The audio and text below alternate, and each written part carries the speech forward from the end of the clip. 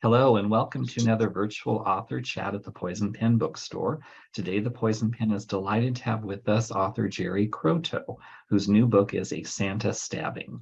Before we begin, I do want to let those tuning in know that the Poison Pen does have copies of Geri's new book, and we would be delighted to hold one or more for you to pick up in the store or put them in the mail and get them out to you. Just give us a call at the Poison Pen or go online. And now I'd like to welcome Geri. Hi, it's great to be here, John. Thanks for having me. We're delighted to have you with us for the first time at the Poison Pen. Yeah. I think many readers are always fascinated, at least I am, by who an author was before they became published. So what can you tell us about Geri? And I know you have a pretty impressive resume in your background. It depends who you're thank you for saying that, but it depends who you're talking to because yeah, I served in the military for 9 years, active duty as a naval intelligence officer. And I was in uniform for 13 years because I went to the Naval Academy. So yeah, in uniform all 4 years there. I'm really grateful to have that experience behind me. And I always wanted to serve my country, so it was a natural fit. And I owe the Navy my writing career because I was on watch it was the war on drugs, and meaning on watch, like 12 hours on, 12 hours off. And it was the middle of the night. It was like 3 a.m. And somebody I worked with asked me, if you could do anything, if money wasn't an object, what would it be? Besides the Navy or whatever. And I didn't even hesitate. I said that I would be a writer. And actually what I said was I'd be barefoot with hair down to my ass writing. I said romance novels at the time because that's where my goal was to break in that way. And of course, all my books always have a twist in them, always a little too twisty maybe. But at any rate, I'm digressing. Yeah, I served as an intelligence officer. And then when I got out, it was to pursue a fiction writing career. But also we had one child already. My husband is also a Naval Academy grad. He was a year ahead of me. And he made it a career. And I'm the kind of person I couldn't be torn between. I just didn't want the worry of both of us being deployed. And that's why I never went in the reserves. A lot of people have asked me that. It would have been lovely to keep serving once a month and 2 weeks a year. But as intelligence and the way things unfolded in the world, I would have been called to active duty as much as my husband on active duty. So it wasn't a way to really raise a family for us, And so I made the decision to stay home full time. So in doing that, I was writing as full time as I could and, supporting my husband's career, which is a Navy family moving around, and he was gone in the war and all those things. And I just want to give a shout out to anyone who's serving now or has served. Thank you. There's a lot of spouses serving, male and female, alongside their kids. And if you're a writer and you're a spouse writer, keep going for it because the experiences I gained living all over the world and just in America, in the microcosm of the military, plus going through these life-altering events, like realizing when you say goodbye, your husband might not come home or your wife might not come home, mom might never come back again. The gravitas of that, I guess, kept me grounded and added some meat to my writing.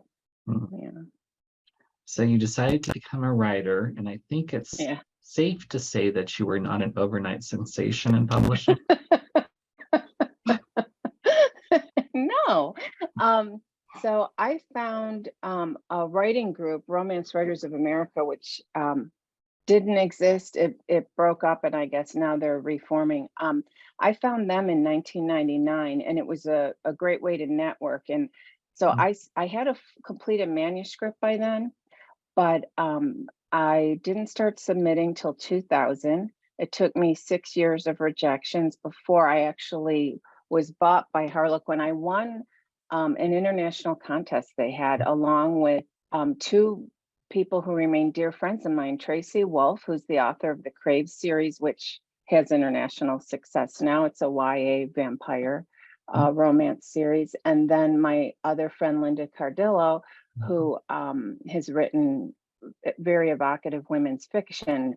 And so the three of us won that contest. And so I sold in 2006, and my first book, which now would be classified, I think, as women's fiction, World War II, came out in 2007.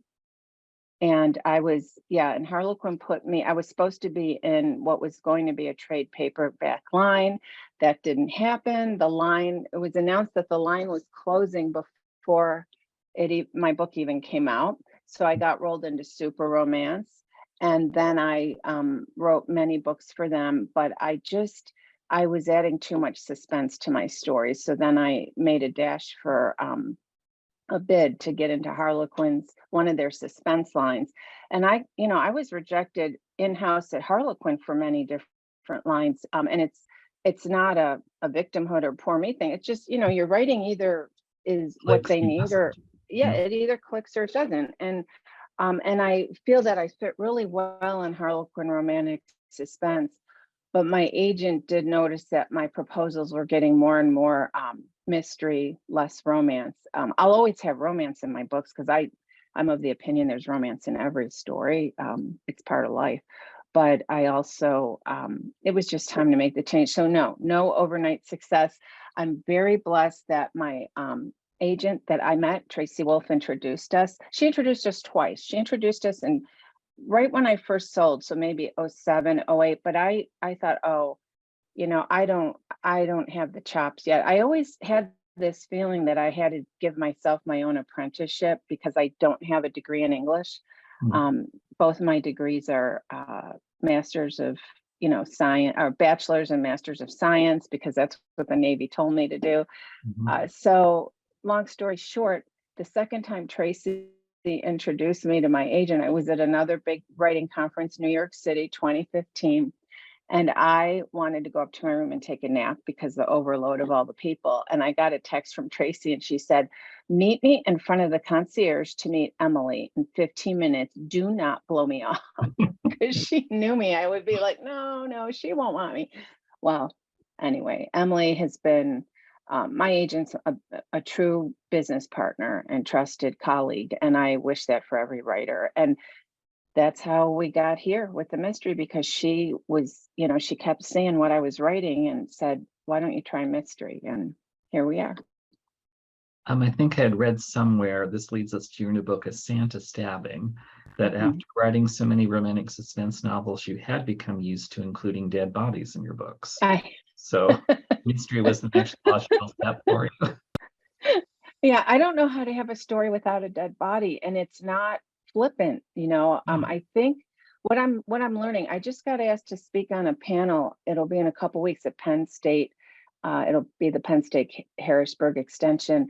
A professor, Shanti, and I can't think of her last name right now. It's on my website. She wrote a book, a nonfiction book about justice for females, specifically female felons, and how justice is served in our society and how it affects women. But it really got me thinking about, and then being a member of Sisters in Crime, there's a lot of discussion about this too, is about what does justice mean to everybody. And just like in a romance, there's the happily ever after. I need to have the justice at the end of a mystery. And I think that's why I like the dead body part, because I like that the protagonist is going to really come up against somebody who's committed evil, whether it was by accident or premeditated or however, and justice needs to prevail for the person that died. So I love that part of it. What can you tell us about your new book, A Santa Stabbing? Well, I did draw on what I knew a little bit, and that my protagonist, Angel Warren, was a helicopter pilot in the Navy. I was not a pilot. I fought getting motion sick. Whenever I'd go up, I did earn aviation observer wings, which basically just means I put the time in flying and memorized at the time circuit breakers. All that's electronic now, in a P-3 aircraft. But we were prosecuting Soviet submarines, which Yeah. I think the Russians are still driving some of those, but I'm out of the field now. um, so there's much smarter people than me working those issues. So I had Angel Warren, and I knew my characters come to me first, and I knew she was going to return to her hometown. And her hometown is based on, it's a fictionalized version of where I live in Mechanicsburg, Pennsylvania, which is actually a large town. There's a borough, and then like my zip code's Mechanicsburg, but I don't live in the actual town proper. I live out in a true suburb of it. And so Angel comes back after 20 some years. And, I understand how it feels to come back to the States and to settle down, and then longing for that when you're it's not always there while you're globe trotting, but it at a certain point, I know for me, in my gut, I knew it's time to go back. And as much as I love my husband and supported his career, I prayed he wouldn't get another promotion. I didn't really, but I thought, I really want to settle down, and just it's time to have some roots. Mhm. And so Angel comes back. And the unique thing about Angel, she lost her husband 6 years ago. He died of a horrible rare cancer. And so she's coming back as a single mother with two twin daughters who are off to college as soon as they come back. And that happened to me in real life. Our oldest went off to college as soon as we came back to the States after years abroad. So I could relate to that. But Angel's a lot different than me. She's bolder, she's more inquisitive outwardly, and she's not going to take guff from anyone. And she also has to learn that, she was gone. She missed out on some things with her family. I tried to inject some humor into it, and the best way I know to do that is with pets and animals. We have a yellow-naped Amazon parrot that is 34 years old. We've Wow. had him since he was 2. He's moved everywhere with us except Russia, because when we were stationed in Belgium, he was there with us also in Italy. But when it was ready to come back from Belgium to the States, we had bird flu. So I was afraid he couldn't come back, but he's been everywhere with us. So I wanted Angel to have a similar pet. And Ralph, who's her pet parrot, plays a significant part in this first book. So Angel comes back and is fulfilling a dream that she and her husband, who's deceased, had to open a curio shop, gift shop, that to share all the international trinkets that they found around the world, and also to be able to bring like tastes of different cultures to such, a homegrown American place, to give people an opportunity to just at least get a glimpse of some of what they feel was a privilege to see with their family. But of course, she stumbles over a dead body in her storage room before the shop even opens. And so, and it turns out her best friend is from high school, is now the lead detective for the local police force. They had drifted apart. And so how their relationship, is it going to go back to being best friends? And if it does, obviously they're both grown women now, what can they share and contribute to the relationship and bring to the table? That's all part of it too. And then Angel's relationships with her family, and then the love interest too. There's a love interest, of course, in the coffee shop. So Um, the book is set around the holiday time, and you do have those kind mhm. of Christmas traditions woven in. But the hook for your series is this is not just a Christmas kind of thing, it's about different holidays and different traditions. Right. So I wanted Angel's shop to represent any culture she had witnessed, or seen. So I have the shop full of all kinds of things, from like the Russian Santas, which are in Russia, they're called Deds Moroz, which is the father of snow. And they're beautiful wooden sculptures. They're works of art. And they're heavy. And I should have brought one up here to show you. I brought some back from when we were stationed in Russia. And that always means Christmas in our house when I bring those out and Mhm. set them around. Um, and she has a collection of those, and that is perceived to be the murder weapon, actually, is a wooden stake through the heart. I was thinking, obviously I'm a Dracula fan. So at any rate, I incorporated some Diwali linens and the bright colors of that. And just because like where we live here, our subdivision is so um, multinational and diverse. And it's great because I get to experience all the different holidays, and it reminds me of being in the military and overseas, and you learn about all these different traditions people celebrate that I had no idea of. I just knew the traditional American, Judeo-Christian type holidays, and those are wonderful and worthwhile to celebrate too. So I try to do a little bit of everything. And I'm really blessed because my editor at Thule, who's the publisher for this book, Sinclair, is married to an Indian. So she was happy to see Diwali mentioned, and keeps me straight too, so that I don't make any mistakes, because I am not of that culture, and it's easy to make mistakes out of ignorance, and that's no excuse these days. Mhm.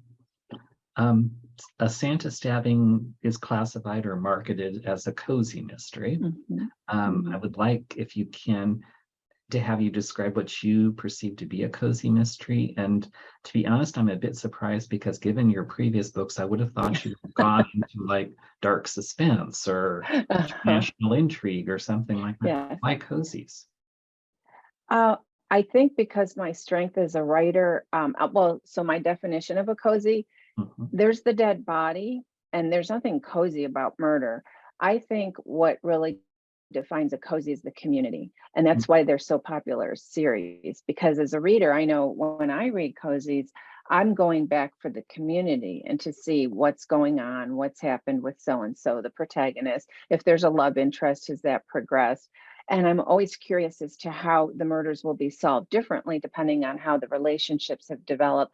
Plus, it's just a feeling of security to go back to a community that I feel I've been in before. As readers, we live in these communities. And so I really enjoy creating that too. I don't know how not to create a community or a series.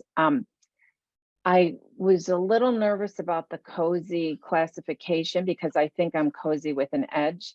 But there are plenty, cozy is a wide range. It's a little bit wider range now right. of what's allowed and it's not even a matter of allowed. It's what readers will handle. Like Louise Penny definitely does not write cozy in terms of the murders and the high concept topics that she tackles, and yet the cozy part of her book is going back to Three Pines, Inspector Gamache, just feeling so familiar with all the people there, and Ruth with her goose or duck on her Mhm. lap. And that's what I go back for. I don't go back for the murder, although I'm always interested to see what the author is going to plan next. You've written a lot of books, more than 25 novels, and counting. Has your writing process changed over the years, especially when it comes to writing a mystery? Because there needs to be, you need to kind of plot the clues out. You can't, I guess some writers can just wing it, but what's your Yeah. approach to writing? Um, well, what I've found in writing mysteries is if I wing it, I'm going to have extensive revisions, which I Uh, have right now on one book, which is okay because that's part of the process. I would say that in many ways I've circled back to where I originally was. I would have told you I was a pantser and wrote by the seat of my pants, but I never really have. In my head, I always have the plot. The characters come first. So the characters inform the plot for me. And they can do that in women's fiction and romance. Not in mystery, not really. They can inform the justice, they can inform the ending and discovering the murder, but they can't inform that whole the mystery plot. And so I have to have that mystery plot nailed down, which is why then when I go to like I was mentioning, I have some revisions which will only make the book so much better. The mystery part and the murder part, that's nailed down. Like that's not the issue. The issue is how the characters are reacting. What do I want, what do I want to see going forward in a series? So um that is so the difference for me is that yes, I can't just, pound away at it. Now, I will say I've had two series, I think. Yeah. I had my Whidbey Island series for Harlequin super romance, more women's fiction style. And then I had, although there were dead bodies in those too. And then I had the Silver Valley PD series, which is locally set and it's romantic suspense. Um, Those I could sit down, I still would have I would know what the plot was, but I would have to sit down and it takes me a couple chapters to know my characters. But because I'd be going back to the same characters, then it's a matter of, okay, where are you now? What's happened since the last time we sat down together? So that's helpful, but yeah, I can't just wing it anymore. The other thing is I don't tolerate, everybody always talks about writing the crappy first draft. I can't tolerate that as well. I do have an awful first draft. I don't let the internal editor drive how I'm writing. And by that, for readers, I mean that inner critic that's telling me, oh, nobody's going to want to read this, or that's terrible, or that's a poor word choice. Look, I can use the thesaurus later. But I can't just go off into the either, because then I'll go into a rabbit hole and that's wasted time and energy. And the reality is I'm 15 years older than when I sold that first book. I'm, 22 years older than when I first started submitting books. To sit in a chair and do the work that it requires takes physical, mental, spiritual energy that I want to be judicious with that. I don't know how long these hips are, I hope my hips will allow me to sit or stand and write well until my 90s or hundreds, but I don't know. So I need to keep that as healthy as possible, which means don't waste time on dribble, make sure that each day I'm moving forward, even though sometimes it feels like swimming through jello. Mm. You've written more than 25 books. You've been writing for more than a decade or so. What have you learned now as a writer that you wish you knew when you were first starting out?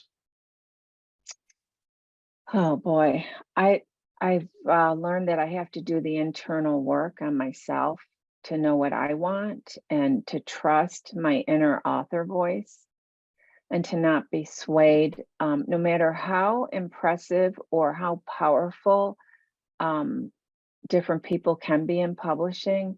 The bottom line always comes back to the story. What's my story on the page? Is it something I'm proud of? Is it because honestly, I don't feel my stories are any of my business. That's going to sound weird. I need to get out of the way so the story can get on the page. And then it is my job to do my darnest to get what the vision I've been given in my head, to get that to reflect on the page. But then I need to get out of the way, let the professional editors at it, let that work be done. Yet at the same time, um, if my gut's telling me, this isn't really what I want to be doing, I need to listen to it. And once I did listen to it, so much has opened up for me. So much, and it continued. It evolved while I was at Harlequin too, because it opened up into more the hardcore suspense, and Harlequin allowed me to write series with whole communities, which I treasure that. I don't know a lot of places that would have given me that breath to do that before I had proven myself as a writer. And I wish I had told myself to just relax a little bit. But I think I've always been pretty good at just following my gut. When indie publishing took off with contemporary romance, I was at a particular conference where so many people I know dove headfirst into that, and many of them had great, great success. Could I have? Maybe, but I knew in my gut that's not for me. My job's to write. I'm too much of a perfectionist and control freak. And so I'm grateful I followed that. That's not a lesson I had to learn, but I wish that I would have known to just don't apologize for who I am and how I'm writing and how my career is progressing. It is what it is. It's one book at a time. And for the record, because I do have an ego, this is book 34. Oh, So good. yeah, yeah, book 34 and 36 or 37 have been written. There's 3 books for this series already. So this first book is obviously out now, is Santa Stabbing, followed by book 2 in April of 2023, and then later in 2023 will be book 3. So That's great. yeah. I think sometimes for people that don't read in the romance genre and aren't familiar with publishers, there's this misperception of Harlequin as being Yes. slightly less than, when in Yes, reality it's actually a very vibrant, very rich, yes, source of stories for authors. And absolutely. you found it, are you going to continue to write for them, or are you kind of shifting gears now? I'm shifting gears into mystery, obviously 100% and cozy, but I would never say never because it's Mhm. about story, and I don't know what story could be dropped in my lap tomorrow that would need a new home. Yeah, I wouldn't be here without Harlequin, and I think I grew up reading Harlequins off my mother's nightstand, followed quickly by Stephen King in junior high school, middle school. I mean, before that, of course, I had read Encyclopedia Brown and Nancy Drew, and Clara Barton or Sue Barton, Student Nurse. Those books, Yeah. those I remember all those. I loved them. Everything by Beverly Cleary, including what would now be considered YA, Judy Blume. Um, I read all of those, and to me, being able to write for Harlequin, that was a dream. That was something that was just a goal I had. It didn't hurt that I grew up in Buffalo, New York, and the distribution warehouse for Harlequin is in Depew, which was Oh, the suburb over from where I grew up in Cheektowaga. So yeah, Harlequin was just, it was like it just seemed to me like a natural thing. And I never realized that some people kind of look down their nose sometimes at the romance genre and category romance, especially the most common and frequent um, critique of my work that I had all through all the Harlequin books was that, oh my gosh, that was so good. I wasn't expecting that. And yes, many sarcastic replies come to mind, but that's not going to be fruitful for author reader relationships or for reading in general. And I think Jane Ann Krentz has really expressed it best why a woman's genre has been poo-pooed and all that through the years. And I don't feel it is anymore. I'm sure there are some people that do, but that's not my problem. Other people's opinions of me or my work are none of my business. I have to just keep putting the stories down. And look, I was able to write 30 books with Harlequin, 30 stories. Some of those are online reads. I had 3 other books with a different publisher. I tried to do sexy contemporary. It's not me, but I tried. I'm always willing to try any. And those books had dead bodies too. I think one of them did. So yeah, I'm always I was like a miner, just trying to find where do I fit? Where's the vein for me? And I know I found it in mystery. I think some people would be surprised to find that many authors that they consider to be kind of the pinnacle of success, like Jane Ann Krantz and Nora Roberts, Mhm. got their start with Harlequin and Silhouette. So, Absolutely. And that, Nora Roberts has had me to her bookstore in oh, Boonesboro graciously twice. I've signed there. And I signed when that happens, you move well over 100 to 200 books, depending on how many people are at the signing. mhm, Um, you know, I is it Karen Moaning? I sat next to yeah, her for a mhm, signing. That was wild. I mean, her readers are amazing. yeah, Um, but yeah, so many and that was always my goal. Was I always thought, okay, I'll write it. I remember thinking, okay, I'm going to have to write 50 to 100 Harlequins, then I can break. Because I looked at Suze Brockman, I looked at I can see her face and it'll come to me in a minute, but in mhm, Sandra Brown, her yeah, work I've always loved. I just, yeah, and they all came out of Harlequin. And it, there's no reason for everybody to know that, but if you're a mhm, reader, you usually know that, and it used to be that people switched names, they took different names, or they had to have the pen name at Harlequin. Those days are gone because I keep asking my agent, do I need a pen name? No, mhm, those days are gone. It's your body of work, and readers can always find you. That's the beauty of the digital age too, is people can go read my backlist anytime. It won't be what they read in a Santa stabbing, but it might still be just as entertaining for them, depending on what they like. I think an author's voice, for the most part, remains consistent no matter what type of story they're telling. So your Hmm. story may be different when you're writing romantic suspense versus a cozy mystery, but the voice that you're using, I can see your voice in Hmm. each of your books, even Oh, thanks. all the way back to your first book, A Rendezvous to Remember. And it Yes. understand correctly, that one has been republished or is available now? Yes, it was republished once so far. I'd love to see that one republished again because World War II, I'm married to a World War II history expert, literally. My husband got his master's in that. And I've always been fascinated by World War II. That was a really special book because I wrote that in Belgium. We were stationed in Belgium, and I found out after it sold, and that was my first book. I got the call when we were stationed there. The home we were living in, where I wrote, what the room I had made my office, this had used to be a huge country estate, I think, or similar, and it had been divided up into apartments, but still bigger than the average American home. It was the parade viewing room where they used to go to see on the plots, parades and different social events. Well, during World War II, the Germans camped there. And so the resistance in the area fired and killed a lot of the Germans one night so someone who lived in our house may have killed a German soldier during World War II.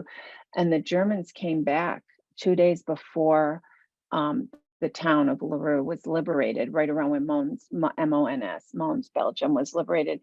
They came back and took vengeance on many of the resistance. So, and while I was writing that book, I would see, a couple times a year, they still had a very somber parade and would lay a wreath for those lost. And I mean, it gives me chills to think about it. It was like serendipity to write the book, which includes a whole World War II plot and including the Holocaust and doing all that research. It's really interesting to me how things unfold. But yeah, my voice was there. I like to think though, my sense of humor, I don't know if I didn't allow it to come out or I just couldn't write it until now. And it seems to be coming out a lot more. And in the last few Colton continuity series I did for Harlequin, I don't know where it came from, but I put in a couple of scenes, one including the hero losing a tooth or chipping a tooth in the middle of something important. I think he was a movie star. They gave me the story and I wrote it. I loved it. And my editor loved it. She just, and so that was great to get that encouragement. So yeah, there wasn't too much to laugh at in A Rendezvous to Remember, but it still had a happy ending, which is great. It did. You've mentioned a little bit of your reading background. Now that you're writing cozy mysteries, do you have your own favorite cozy series that you follow, cozy authors that you? Yes, I love the husband and wife team of Cleo Coyle. Oh yeah. And I love the Cat in the Stack mysteries. Love those. And the author, of course, I should have written all these down so I wouldn't forget them when we're talking. I like Ellery Adams. I think she's exceptionally talented. I also just found one, I think it's Juno Black. It's another team of writers, and they write the Woodland Creatures mystery. I think they have two books. I think Oh my gosh, one just they're came out. darling. It's like Yes, Potter solves mysteries or something. yes, it is phenomenal. So well written and just delightful. And I'd be the first one to make fun of people doing a dog POV or a fox, but I love this. It's just so beautifully done. And it's fantastic. I really enjoy those.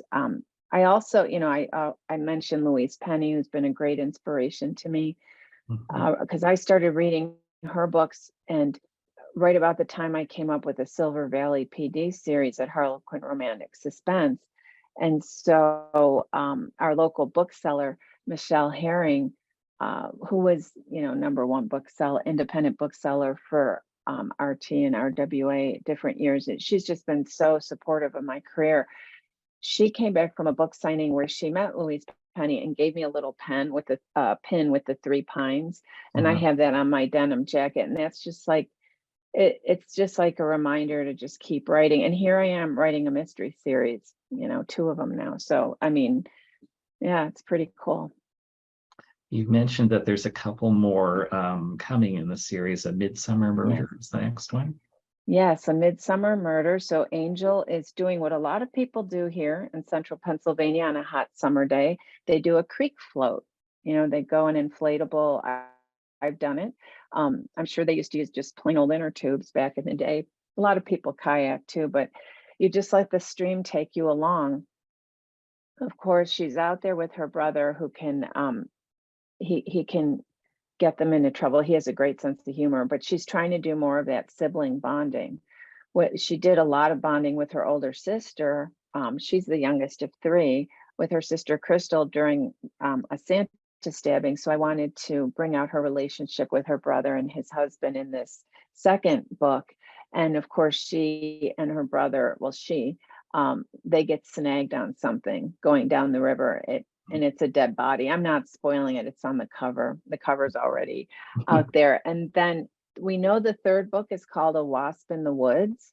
And that was inspired by true life because I was using my grandmother's hedge trimmers, electric hedge trimmers. Now, these were probably, it was Black and Decker. Why I hadn't invested in nicer ones before now, I don't know, but I was trimming hedges this summer and didn't know there was a big wasp nest in there, a hornet nest, and I got stung. So, life imitates, art, or art imitates life. So anyway, I thought, wow, this would be a great way to kill somebody who is really allergic. And yeah, Hmm. yeah. Any other projects you'd like to share with readers coming up? Yep. I have big news that I'm so happy to say that the Cabasa Queen Mystery Series, set in Cheektowaga, New York, where I grew up, Buffalo, New York, is coming out in hardcover and ebook in July 23rd, 2023 from Severn House Publishing. Oh, They're a UK publisher, and to sell a mystery series to a UK publisher where I consider to be the birth of the mystery novel is just wow, beyond my wildest dreams. I'm one blessed and lucky girl, I'll tell you that. their books are also distributed in the US. So for readers who are Yes, interested, yes, yes, they're yes, based in Britain, but we do get a lot of the Severn House books at the Poison yes. Pen too.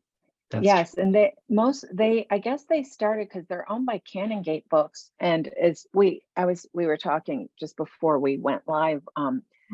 I'm obsessively research everything that I get involved in or don't get involved in. And Canongate, I guess traditionally what Severn House has done is they put the hardcovers in North American libraries, and they distribute mostly to North America. So yeah, it's very exciting. And the first book that comes out in July is The Cabasa Killer.